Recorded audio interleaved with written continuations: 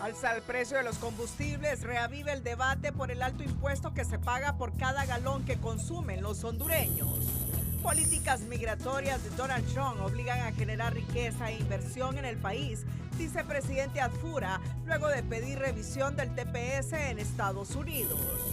Cancillería anuncia que revisará entrega de pasaportes vitalicios entregados en la administración anterior.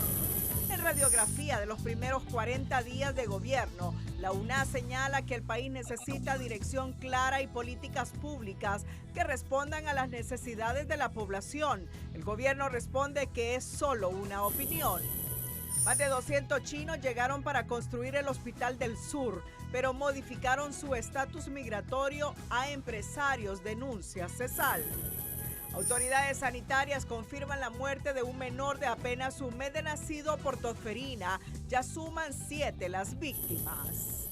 Luis Redondo y Carlos Zelaya ya tienen fecha para comparecer en el caso de Chequesol.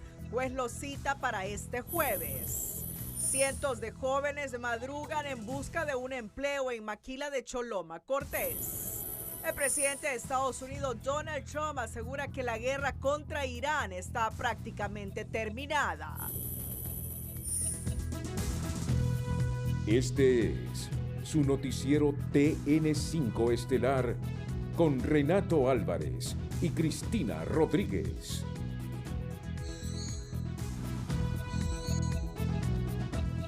Muy buenas noches, Honduras. Bienvenidos a la emisión de este lunes 9 de marzo. La noticia del día es presentada por Claro. Más velocidad con Claro Fibra. Recibí 800 megas por solo 1,100 lempiras.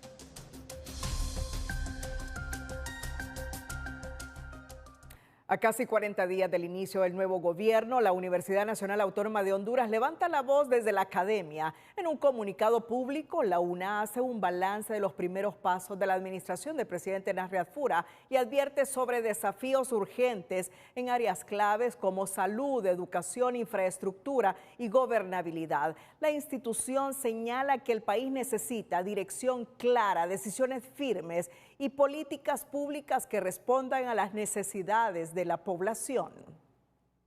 La Universidad Nacional Autónoma de Honduras emitió un comunicado en el que analiza la gestión del presidente Nasri Juan Adfura Sabla, a casi 40 días de haber asumido el poder, señalando preocupaciones en varios sectores claves del país.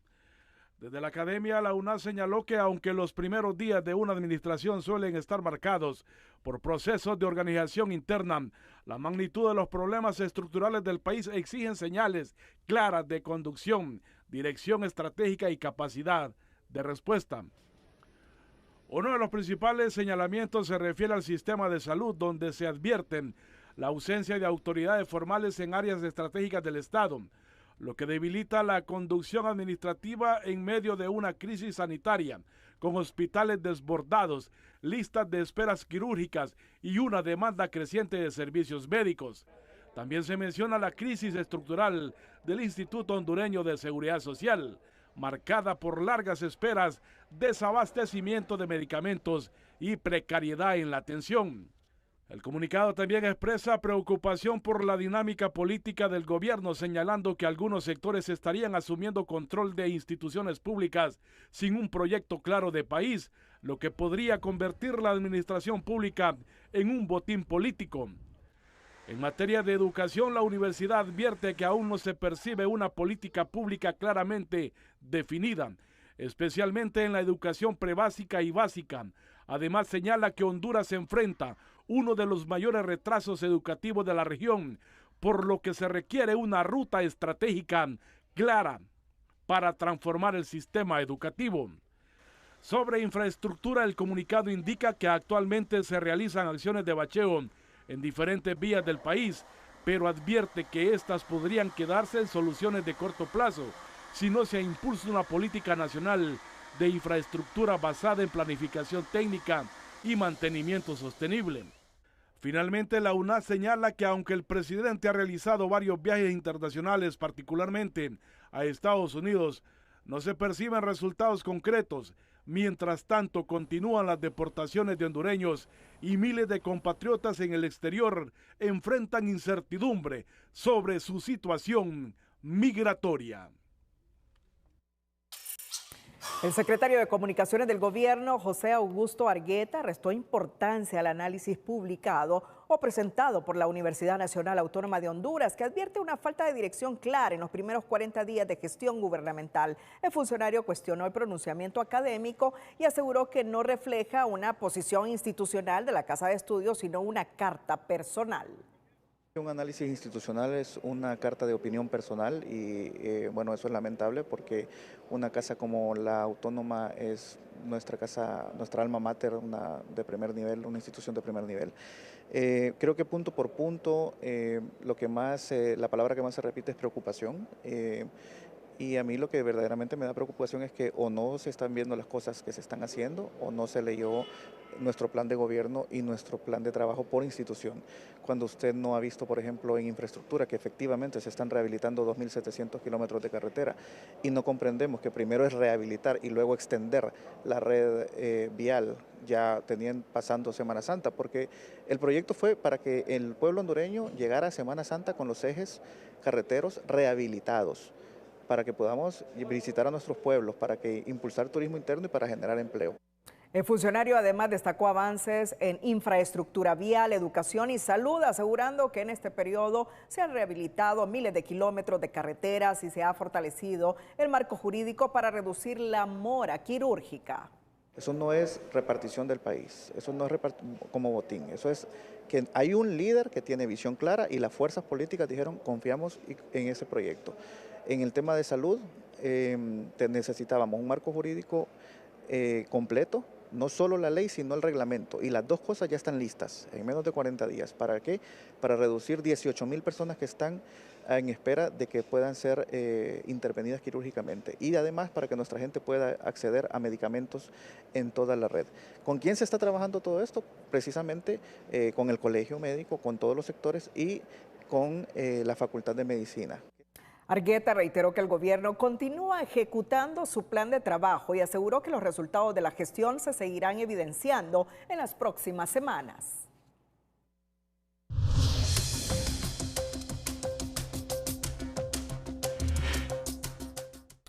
Bueno, la noticia alcanza peso y se multiplica el eco porque se trata del rector de la primera casa de estudios superiores del país. Es el rector de la Universidad Nacional Autónoma de Honduras, el que suscribe esta misiva dirigida al presidente de la República. Ese es el peso que tiene este posicionamiento, que no hay que verlo desde la perspectiva personal, porque él es el rector de la universidad. Pero bien, fuera de lo que ha dicho el secretario de Comunicaciones del gobierno, me voy más a lo político. Un histórico y connotado dirigente nacionalista como Fernando Anduray, que es académico, que egresó de nuestra Universidad Autónoma, que fue profesor de la Facultad de Ciencias Jurídicas y Sociales, ¿cómo interpreta esta misiva que ha girado al presidente de la República, el rector de la Universidad Nacional Autónoma de Honduras, Odir Fernández? Fernando. Gracias, Renato. Buenas noches al pueblo hondureño. Que Dios bendiga a Honduras esta noche. A orar antes de acostarse. Fíjese, Renato, que yo fui presidente de la FEU, fui dirigente del claustro pleno universitario, del consejo universitario. Yo hablé mucho de reforma universitaria, yo hablé mucho de extensión universitaria, de investigación científica y di clases por más de 30 años en la Facultad de Derecho. Nos ha sorprendido esta posición del rector de la universidad, don Odir Fernández, porque está ausente todo rigor científico en la opinión que debe ser producto de una investigación de los fenómenos políticos, económicos y sociales de Honduras. El rector no se puede dar el lujo de externar criterios políticos siendo rector de la universidad, porque eso desnaturaliza la esencia de la academia. Él inicia su redacción diciendo que desde la academia y construyendo ciudadanía y fortaleciendo democráticamente al país, externa algunas posiciones que evidentemente se quedan muy cortas y evidencian un pensar individual que no está contribuyendo en nada en este momento, porque el gobierno todavía no termina de empezar. Hay tres cosas fundamentales que don Odir Fernández ha obviado en su opinión. La primera es que no hubo periodo de transición y que el gobierno todavía está terminando de ordenarse y de tomar posesión de asuntos que no sabíamos que estaban ocultos en la administración pública.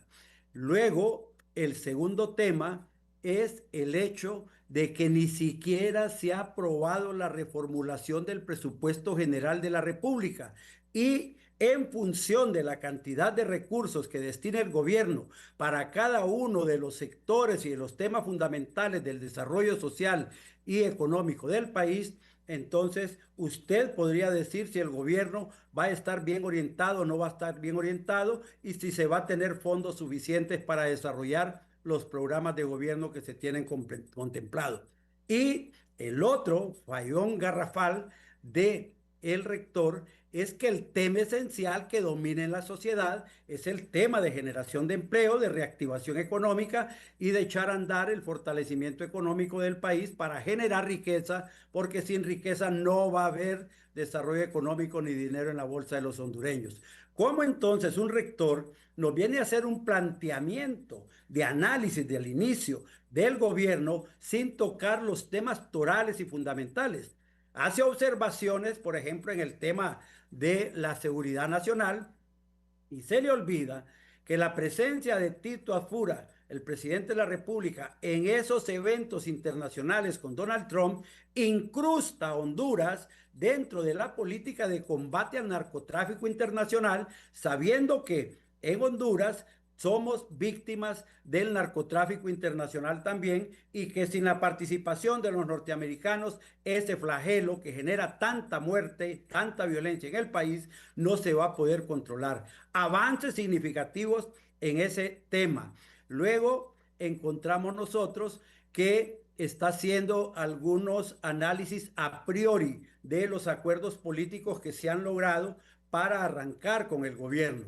El pueblo hondureño mandó la unidad entre liberales y nacionalistas. ¿Qué más quiere el rector? ¿Nos quiere ver peleando a los liberales y a los nacionalistas? ¿O es que quiere ver a los nacionalistas fuera del gobierno y a los liberales también? ¿Con quién quiere gobernar? Creo que el rector se ha desubicado en el tiempo y en el espacio, está dejando muchas dudas. En el tema de salud, por ejemplo, obvia decir que el presidente de la República se resignó las últimas decisiones como ministro de salud para hacer arrancar temas como el de la eliminación de la mora quirúrgica, que en los próximos días Tito nos va a decir con quién, cómo y cuándo va a arrancar eso, más la reactivación del proceso de abastecimiento de medicinas en los hospitales y compra de insumos. La salud no está abandonada.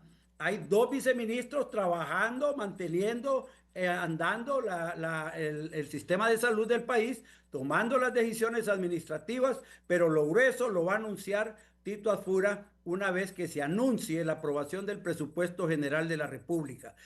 Ciencia, política y economía van de la mano, pero hoy el rector ha divorciado lo político de lo económico en el Estado y se ha quedado haciendo un planteamiento y críticas esencialmente políticas que cualquier analista político podría haber hecho desde cualquier trinchera en Honduras. Él es el rector de la universidad. Creo que debe revisar su comportamiento, no apresurarse. Digamos que hoy mismo dijo en otro tema ahí del INPREUNA que estaba entrando a los 40 años y digamos que puede ser un desliz de la juventud que aún lo domina. Bueno, este es el tema de Frente a Frente este martes, la carta del rector. Y con todos los sectores, sin sesgo alguno, con todos los sectores. Y termina su carta el rector reconociendo la disposición del gobierno saliente de facilitar una transición ordenada, demostrando que Honduras puede avanzar por la vía del diálogo, la estabilidad y la paz.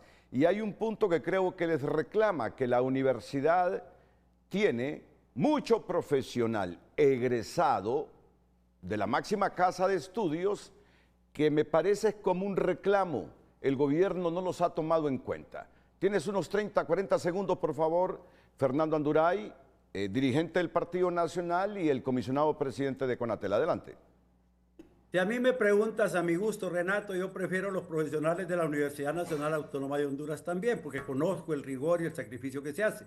Pero es una realidad del país que hay cualquier cantidad de universidades privadas que está generando muchos profesionales, que hay una cantidad de máster y de posgrados en estas universidades privadas que no podemos desconocer, y hay una cantidad de carreras también que ofrecen las universidades privadas que no las ofrece la Universidad Nacional Autónoma de Honduras.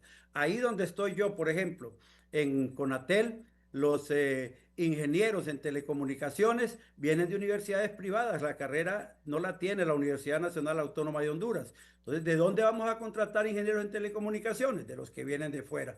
Creo que esos no son criterios válidos para criticar al gobierno. Debemos ver los hechos concretos. Si no tiene la información completa, el rector debería de abstenerse de hacer estas críticas que a todas luces son esencialmente políticas y no científicas, no académicas, y tampoco vienen desde la ciudadanía que le ha construido un espacio de espera al gobierno para que arranque. Vamos a arrancar una vez que esté aprobado el presupuesto general de la República. Renato, tú lo has dicho muchas veces, ese es el punto de partida. Si no hay presupuesto aprobado, no hay orden, no hay guía, no hay plan estratégico de desarrollo que podamos exigir, no hay planes operativos anuales que podamos exigir. Y ahora estamos esperando que antes de Semana Santa se apruebe ese presupuesto para que Honduras empiece con el orden que ofreció Papi a la orden. Fernando Anduray, dirigente nacionalista, comisionado presidente de CONATEL, esta noche aquí en Telenoticias Estelar.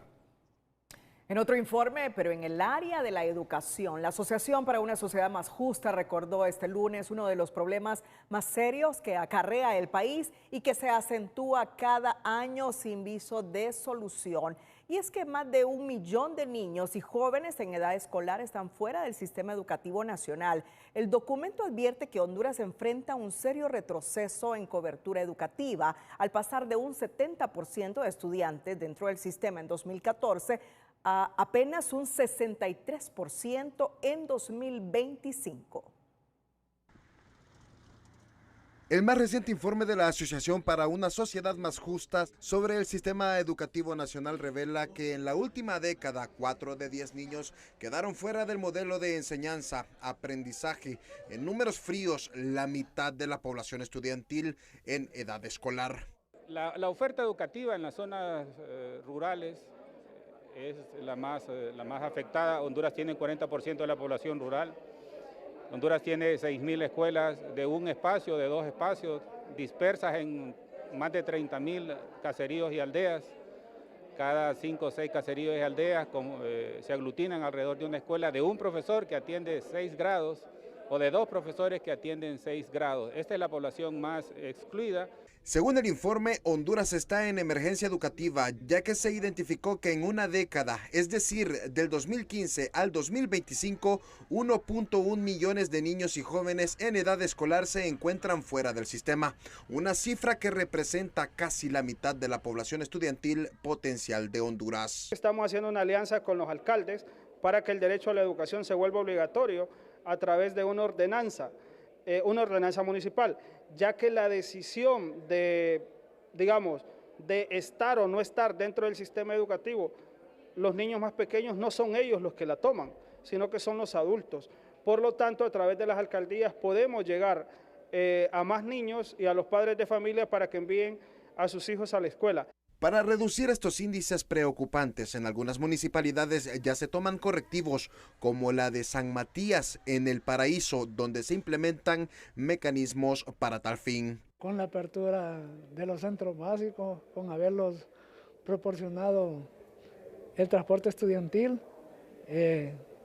y realmente con el esfuerzo de la municipalidad, ¿verdad? Que estamos invirtiendo digamos el 40%, ¿verdad?, del presupuesto de fortalecimiento social. El informe advierte que la calidad educativa también está en precario, pues un estudiante hondureño promedio al finalizar la secundaria sale con un nivel de conocimientos equivalente a un estudiante de 6º grado. La Secretaría de Educación se compromete a cambiar la realidad que sufren 4 de 10 niños que están fuera del sistema educativo. Elías Acosta, Telenoticias. Combustibles registraron fuertes alzas este lunes. El galón de gasolina superior subió 2.86 lempiras. Su nuevo precio será de 109.32 lempiras, mientras que la gasolina regular aumentó 2.14, quedando en 98.25. Por su lado, el queroseno incrementó 6.10 lempiras, por lo que su precio en bomba será de 88.92, mientras que el diésel registró un alza de 3.31 lempiras, reflejando un nuevo precio de 93.90. Entre tanto, el LPG vehicular subió 37 centavos, quedando en 44.64 lempiras. Los carburantes suman 8 semanas de alzas consecutivas. El galón de gasolina superior ha incrementado 10.65 lempiras, la regular 8.46. El queroseno suma más de 16 lempiras de aumento por galón. El diésel acumula 10.45 y el LPG vehicular cerca de 1 lempira por galón. Las fuertes e imparables alzas en los combustibles vuelve al tapete de la discusión el alto impuesto que pagan los hondureños, que supera los 13.000 millones de lempiras anuales. Economistas advierten que esta carga tributaria presiona el bolsillo de la población y la economía nacional. Cuestionan que los gobiernos mantengan este gravamen en lugar de reducir la evasión fiscal, revisar las exoneraciones y combatir la corrupción. El fuerte incremento en los combustibles vuelve a encender el debate sobre el alto impuesto que se paga por cada galón, que supera los 25 lempiras, un gravamen que este economista califica como grosero y excesivo para la población. O en contrapartida, mejor dicho, de esa reducción del gasto, también reduzcamos ese impuesto, ¿no? Así es que ojalá que el gobierno haga bien sus cuentas y beneficie a la economía hondureña reduciendo al máximo ese impuesto tan grosero que se cobra a los combustibles, ¿no? Este impuesto fue aprobado en 2004 y se cobra en dólares, y en 2014, durante el gobierno de Juan Orlando Hernández, se aplicó un incremento que lo llevó hasta 1.41 dólares, lo que representaba más de 34 lempiras por galón en ese momento. A pesar de que la presidenta Xiomara Castro lo redujo en 10 lempiras por galón, este impuesto aún representa más de 13.000 millones de lempiras para el Estado. Ahora la administración Asfura deberá analizar si lo reduce o lo mantiene igual. Ahorita costaría más si el gobierno anterior no hubiera sacrificado eso. ¿Que se debería seguir sacrificando? Bueno, eso ya es una política de Estado que nosotros creemos que es de analizar. Este economista explica que los gobiernos evitan reducirlo porque se ha convertido en una de las vías más fáciles para recaudar dinero en lugar de enfrentar problemas como la corrupción o la evasión fiscal. Eso es lo más fácil. Lo más difícil sería entonces, 1, hablar de revisión de exoneraciones, 2, ampliar la base tributaria, que eso se llevaría un buen tiempo donde muchos hondureños no están pagando impuestos y ahí deberían de pagar impuestos. La otra sería eliminar la corrupción o disminuir la corrupción, porque si vemos nosotros, hace que 3 años o 4 años hablamos nosotros de que por actos de corrupción eran más de 60.000 millones que no entraban al presupuesto. Considera que también se debería revisar la rentabilidad de los distintos sectores en la cadena de comercialización de carburantes como parte de una discusión más amplia sobre la carga que representa para los hondureños. Para aliviar el impacto, por ahora el gobierno solo anunció que mantendrá el subsidio al 50% a las alzas a la gasolina regular y el diésel, una medida que se aplica desde el 2024 y que se paga con este mismo impuesto. Sara Carranza, Telenoticias. De desarrollar esta noticia en Buenos Hábitos Financieros, iniciamos la semana hablando de un hábito clave para su economía, cómo organizar sus ingresos cuando no son fijos. Buenos Hábitos Financieros es presentado por Banpaís. Esta vez, tú podrás vivirlo desde el estadio. Cada compra con tus tarjetas Visa Banpaís te acerca a la Copa Mundial de la FIFA 2026.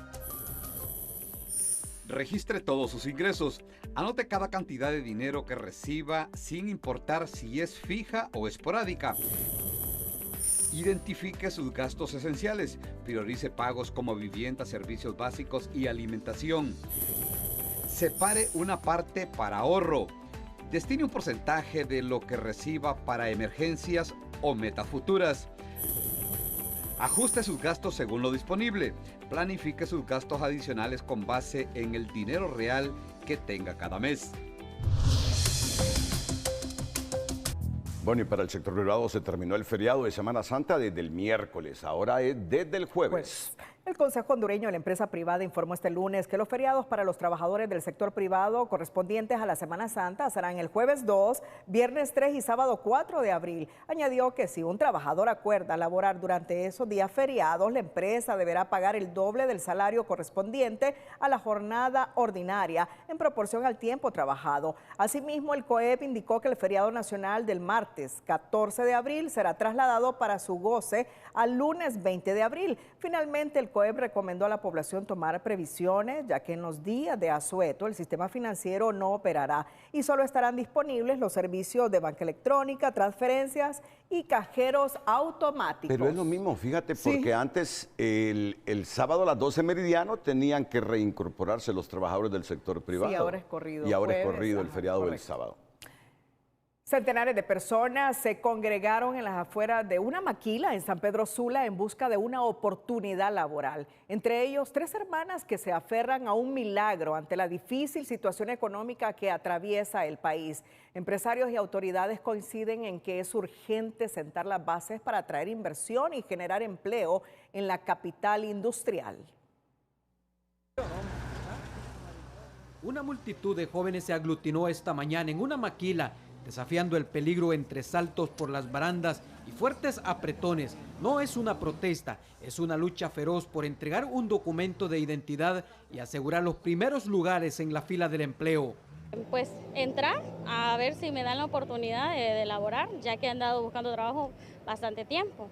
Todos los jóvenes buscamos trabajo, para nuestros propios gastos, ayudar a nuestra familia, estudio.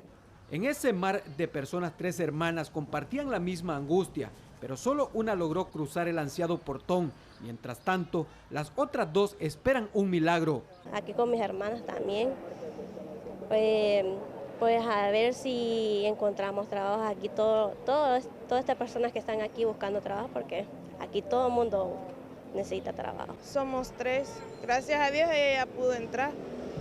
Ojalá que le den la oportunidad y pues más adelante tal vez a nosotras. El sector privado aplaude la intención del gobierno por mejorar la empleabilidad en el país. Sin embargo, el optimismo es moderado.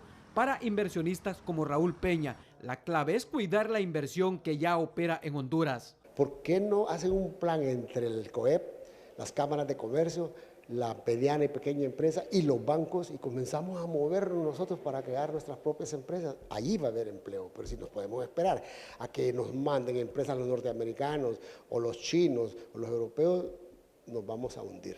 Tras ver a cientos de hondureños arriesgando su físico por una plaza laboral, el diputado Fernando Castro admite que suplir tanta demanda de empleo sigue siendo el desafío más grande del país, pero se sientan bases para abrir el camino a la empresa privada como la ley de empleo parcial sostiene. Así es, ahorita lo que el gobierno nos solicite y nos haya pedido para lo que es atracción a la inversión a la empresa privada nacional y extranjera va a ser muy bien recibida y va a ser aprobada lo más pronto posible.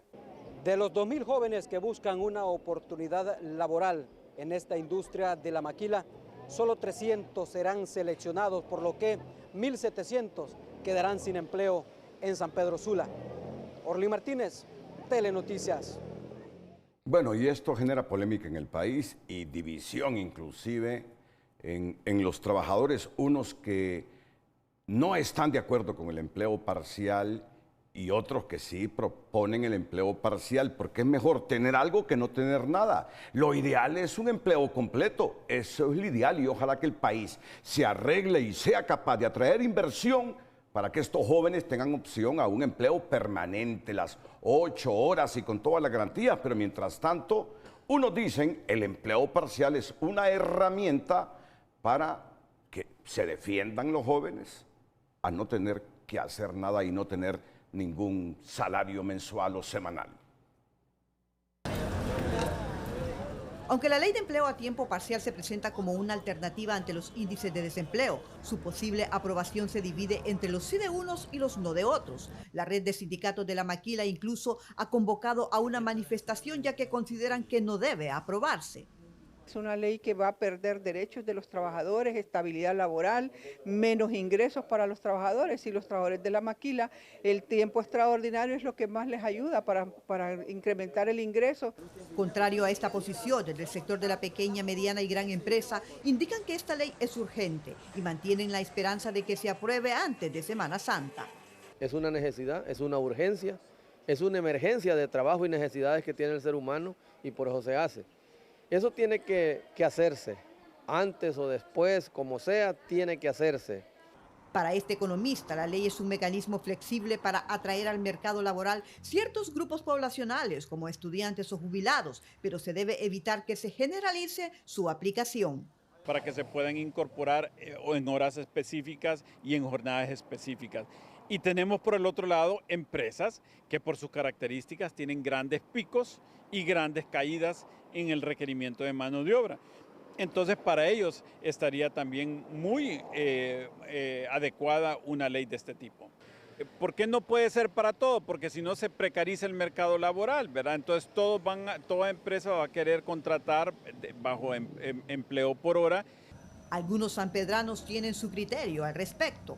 Es algo que tiene sus contras y sus a favor. Y por otra parte sería bueno porque pues, hay personas que invierten el tiempo en otras cosas, ¿verdad? Tal vez, no sé, en algún emprendimiento. Dicen que si se llega a aplicar bien, pero eso es algo que no se va a dar aquí, por muchas razones.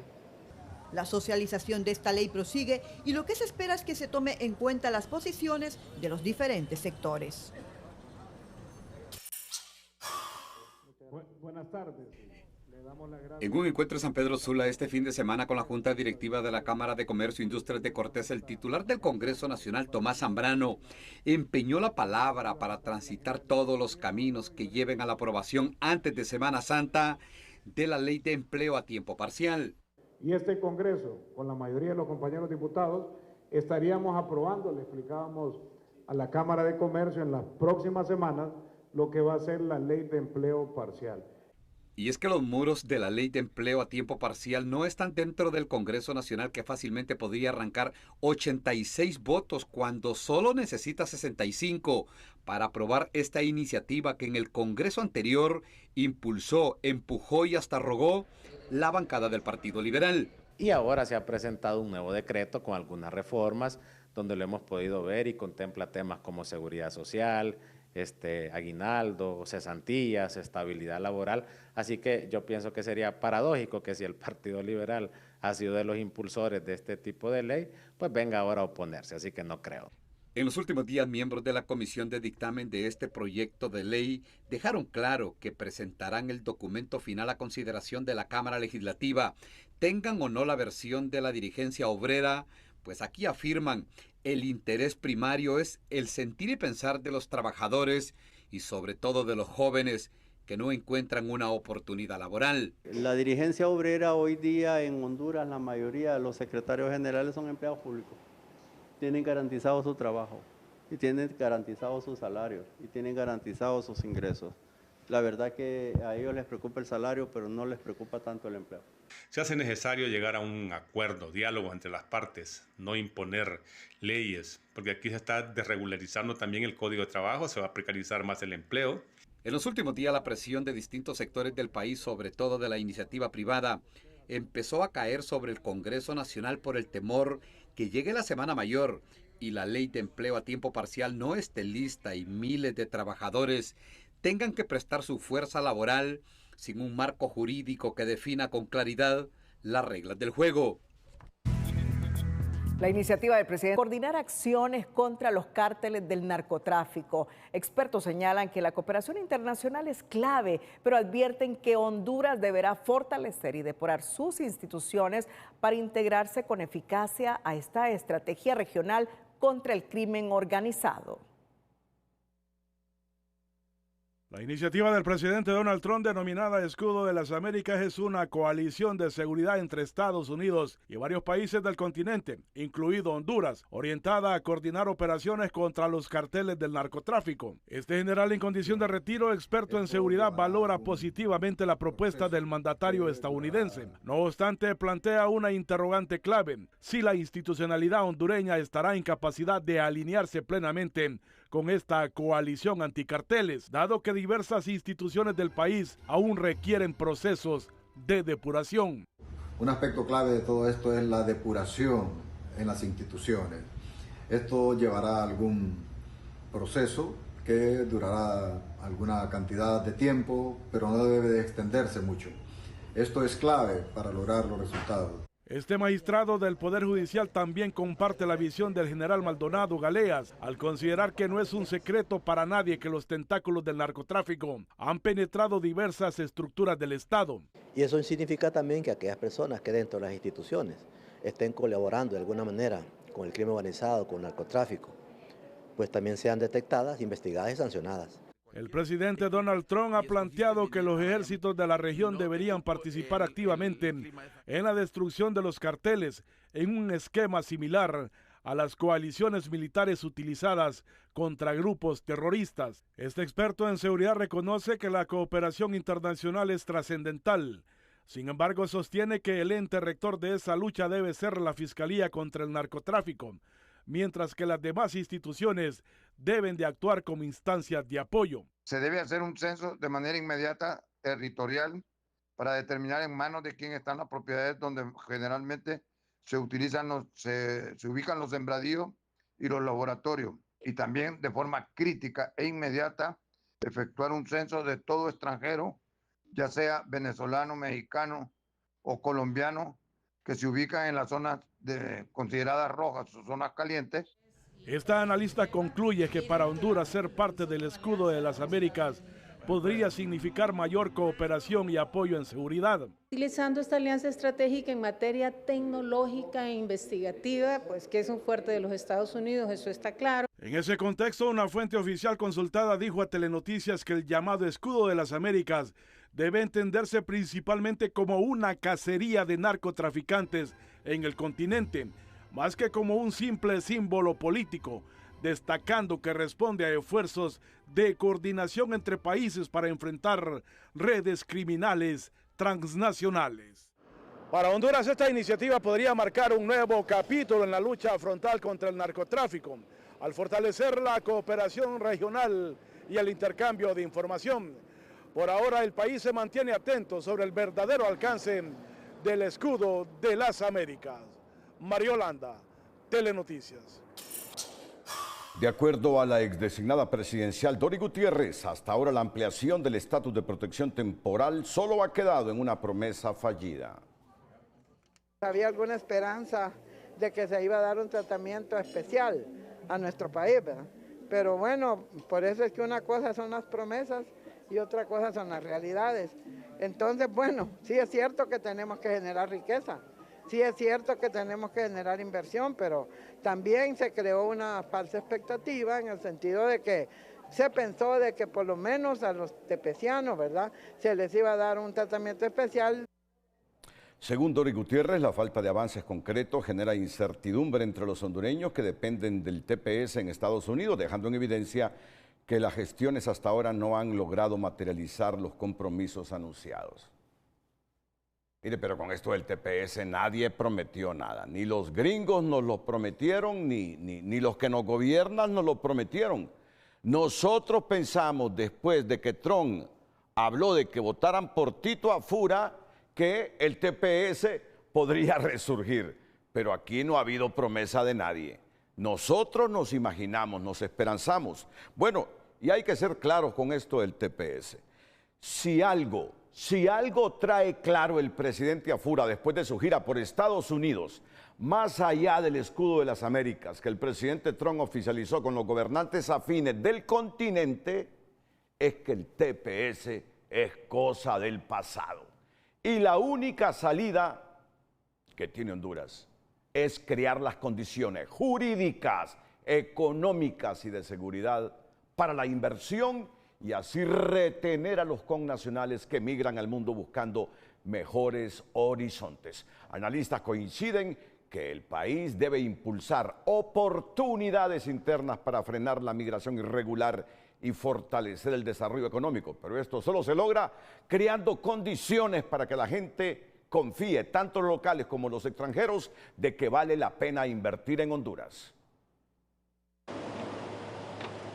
En una reunión con el secretario de Estado Marco Rubio, el presidente Asfura pidió revisar la situación de miles de hondureños amparados en el TPS, sin dejar de reconocer la cruda realidad. Trump fijó una política innegociable que obliga al país a generar oportunidades que frenen la migración irregular. Al final del día, lo que andamos buscando es cómo desarrollar en Honduras esa inversión, esas oportunidades de empleo para que no se nos vaya el talento, no se nos vaya nuestra gente a trabajar a otros países, sino darles la oportunidad en Honduras. Aún así, Honduras seguirá gestionando ante Washington, dado que hay compatriotas con más de 26 años de residencia e incluso algunos que llevan hasta 35 años viviendo en los Estados Unidos, recordó Asfura.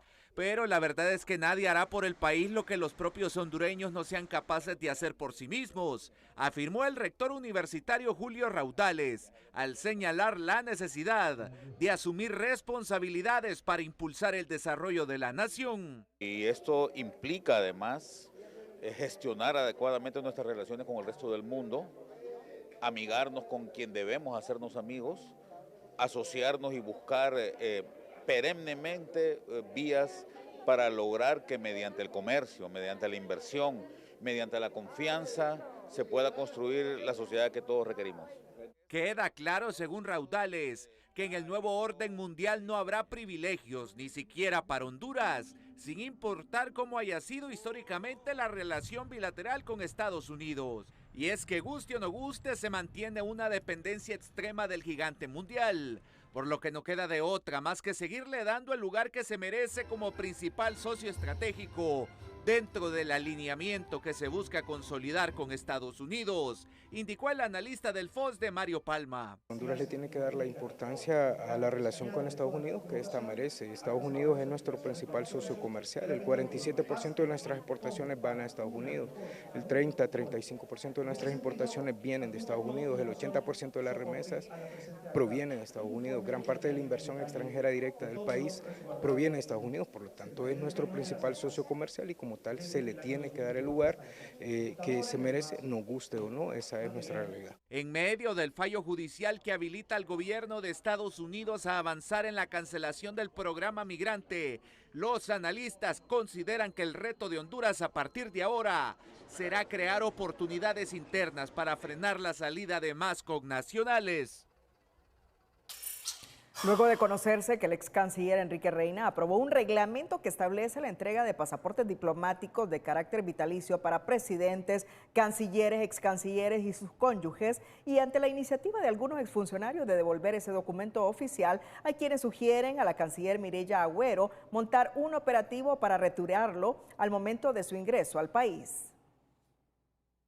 De carrera, cuando llegan a la jubilación, ellos entregan voluntariamente su pasaporte de regreso.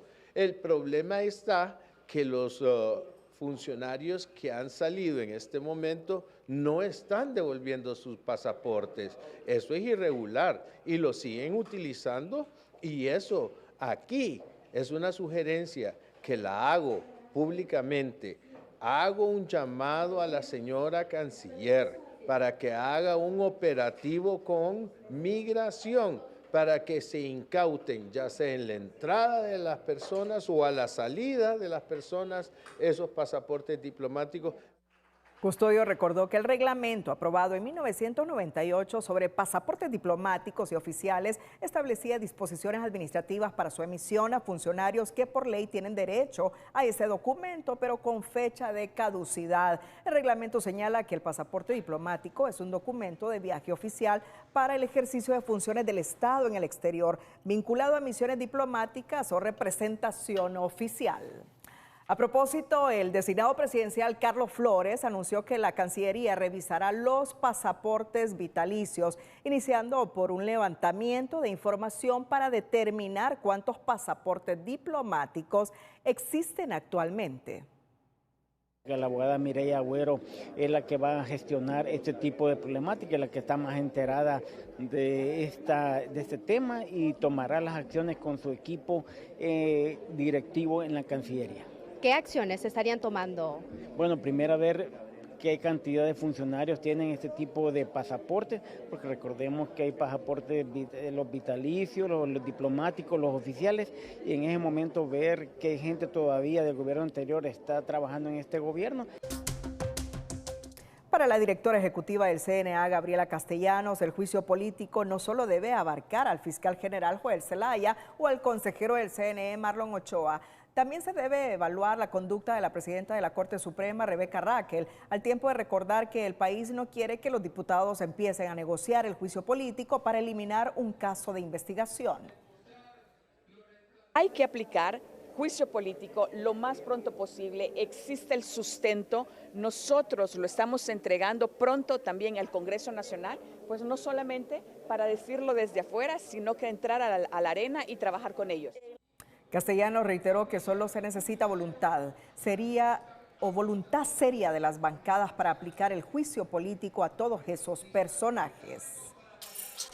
En el marco de la iniciativa institucional Construyendo Transparencia, la Unidad de Política Limpia presentó su plataforma digital de supervisión financiada por la Unión Europea, que es una herramienta tecnológica que permitirá a los sujetos obligados presentar sus informes de manera más ágil, segura y eficiente. También se entregó reconocimientos a las instituciones que colaboraron con la instalación de unidades móviles para la recepción de informes de gastos de campaña electoral. Durante el evento se hizo la rotación de la presidencia, que ahora recae en la comisionada Ivonne Ardón, quien destacó que la institución remitiera 1.475 expedientes a la Procuraduría General sobre precandidatos a cargos de elección popular que participaron en las elecciones primarias e incumplieron con la rendición de cuentas.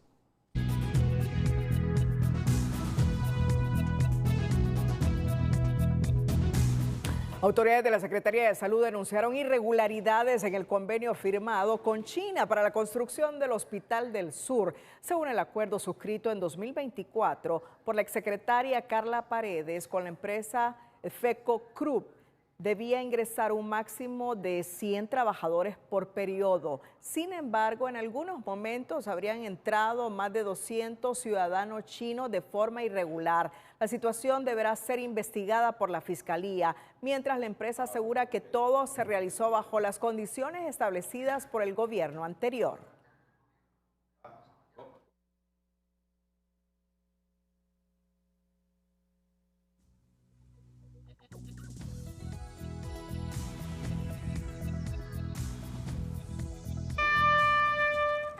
De este encuentro entre el gobierno de Libre y la China no solo quedaron las promesas de 22 convenios aún bajo secreto, también llegaron ciudadanos asiáticos que entraron con pala y casco para construir el Hospital del Sur y de un plumazo cambiaron su estatus migratorio para convertirse en potentados empresarios, denuncia la CESAL. Mucha de esta gente tenía que venir contratado como personal técnico, ingenieros, especialistas en infraestructura y tenían que venir contratados para, valga la redundancia, trabajar en la construcción del hospital. Sin embargo, lo que se ha encontrado es que muchas veces cambiaron su estatus migratorio a condiciones de empresario e inversionista y desconocemos cuál era la razón. El contrato firmado en 2024 por la exsecretaria de Salud Carla Paredes con la empresa china FECO Group establecía que debía haber alrededor de 100 personas por cada periodo de tiempo. Sin embargo, muchas veces se violentó, llegando a ingresar más de 200 chinos de forma irregular, señaló. El convenio contemplaba la contratación de personal especializado que no se tuviera en Honduras, pero al final se llevaron una sorpresa, amplió. Ya en visitas presenciales que hice encontré personal asiático haciendo labores de albañilería que perfectamente podríamos haber empleado hondureños y definitivamente estamos en el proceso de revisión. Según denuncias, estos ciudadanos hasta habrían tratado de sobornar con $40,000 a personal de migración para facilitar trámites, aunque al final todo deberá ser investigado por la Fiscalía, sentenció Castillo. Pero el consorcio chino aseguró a TN5 que estaban autorizados para ingresar a 200 empleados, los cuales estuvieron entrando y saliendo del país, cumpliendo las condiciones del gobierno anterior. Los chinos como colaboradores están únicamente para prestar sus servicios por mano de obra calificada y no calificada dentro del país, y los que están con permiso de permanencia en trámite ostentan la categoría de trabajadores migrantes. Nada que ver con empresarios, nada que ver con inversionistas y mucho menos naturalización. De acuerdo al exdirector de Migración Wilson Paz, el 80% de los empleados lo hicieron con visa consular, mientras el 20% restante fue mediante un programa migratorio, por lo cual no comprende dónde están las irregularidades. Su ingreso ha sido regular, permanentemente Migración ha ido a supervisar a estas personas mensualmente y posteriormente lo que hemos visto es que algunos casos de ellos han decidido solicitar una regularización para quedarse en el país. Eso lo va a otorgar ya sea Gobernación. La empresa asiática descartó que fueran beneficiados con residencias y procesos de naturalización, al tiempo de recordar que una vez finalizada la obra, todos los empleados chinos regresarán a su país. Médicos residentes de varios hospitales públicos iniciaron este día asambleas informativas como medida de presión ante el atraso en el pago de su salario beca, que según denunciaron ya supera los 60 días.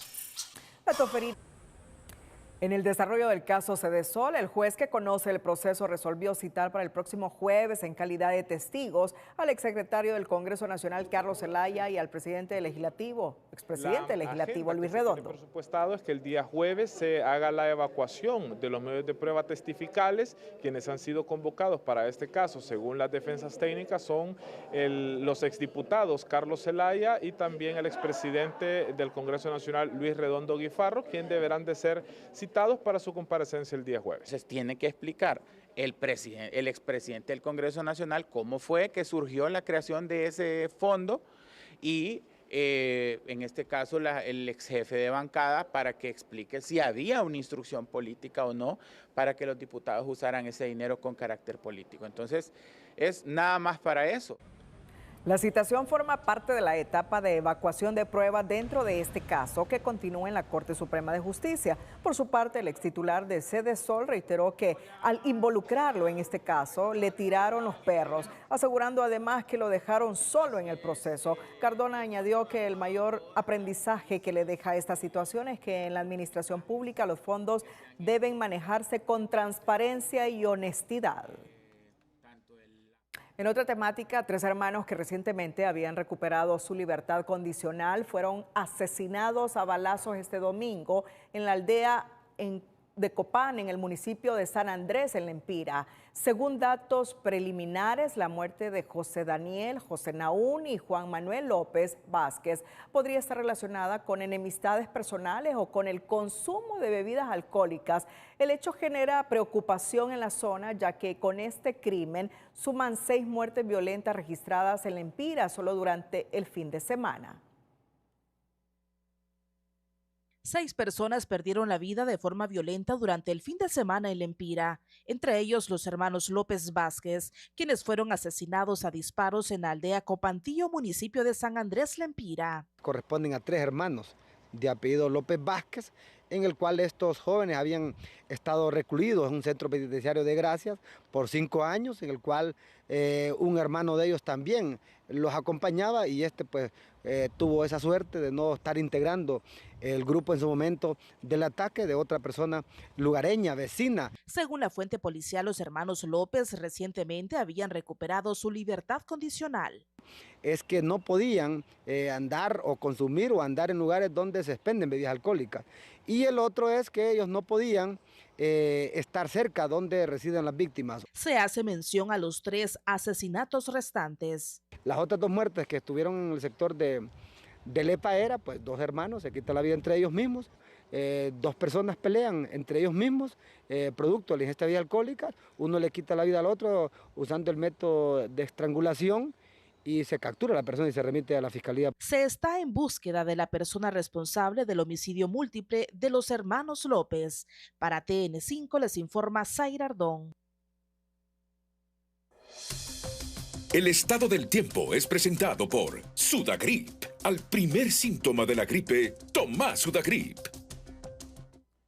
Hola, ¿qué tal? Qué gusto saludarles. Vamos a dar una mirada temprana a los patrones atmosféricos relacionados al fenómeno del Niño. Fíjense ustedes que a mitad del año pues ya tendremos sequía en todo el área centroamericana, parte de México y las islas del Caribe, tal como lo estamos viendo en esta proyección que va desde junio a agosto. Así que vaya preparando en el sector donde usted se desarrolle, se desempeñe, pues vamos a tener consecuencias este año con el fenómeno del Niño. Para esta jornada que se avecina, esta jornada de martes, pues tendremos una condición semiestable en el territorio hondureño. De hecho, pues tendremos siempre los sistemas anticiclónicos afectando el Caribe, Centroamérica y México. Estos están condicionando la meteorología en nuestra región y esto pues nos trae vientos acelerados del este, líneas de bajo nivel que siguen recorriendo el territorio. Entonces por eso pues tendremos cielos despejados, el amanecer frío y luego las temperaturas se disparan y se ponen altitas. Y miren, en algunos sectores, incluso del sur, centro, occidente, 22% de humedad, pero ya en el nororiente vamos por encima del 70%. Y aquí tenemos justamente en estos colores graficado cómo ingresa la humedad arrastrada desde el Caribe hacia nuestro territorio solamente en horas de la mañana y luego se despeja.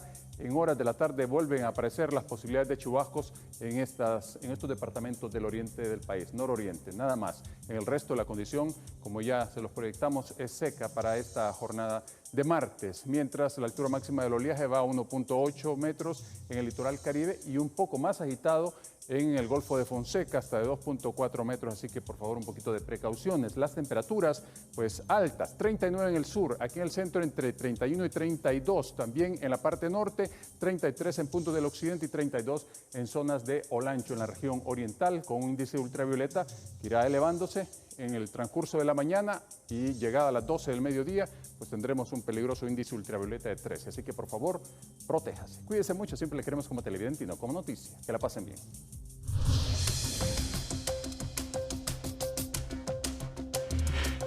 Cerramos la emisión con las 5 de TN5. Feliz noche.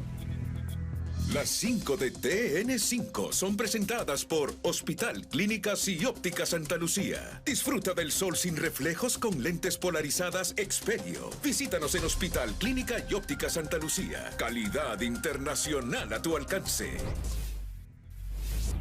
Alza al precio de los combustibles reaviva el debate sobre el alto impuesto que se paga por cada galón que consumen los hondureños. Políticas migratorias de Trump obligan a generar riqueza e inversión en el país, dice presidente Asfura luego de pedir la revisión del TPS. Cancillería anuncia que revisará entrega de pasaportes vitalicios entregados en la administración anterior. En radiografía de los primeros 40 días de gobierno, la UNA señala que el país necesita dirección clara y políticas públicas que respondan a las necesidades de la población. El gobierno responde que es solo una opinión. Más de 200 chinos llegaron para construir el Hospital del Sur, pero modificaron su estatus migratorio a empresarios, denuncia la CESAL.